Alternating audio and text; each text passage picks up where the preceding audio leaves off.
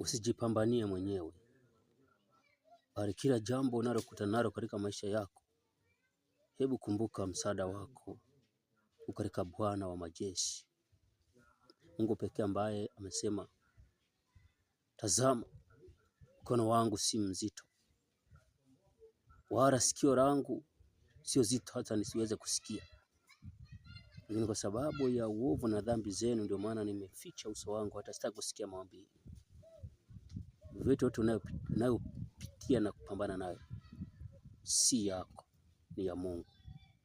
Hebu tenga muda, chukua wasaa wa kuzungumza na Mungu peke yako. Mweleze siri za moyo wako. Mweleze changamoto zote unazopitia. Mweleze shida zote unazopitia. Maana yeye amesema, njooni kwangu ninyi nyote msumbukao na kulemewa na mizigo, nami nitapumzisha.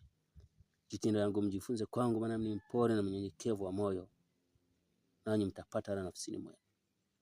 Shida zote unazokutana nazo, hebu usijisumbue mwenyewe, pelekea Yesu Kristo.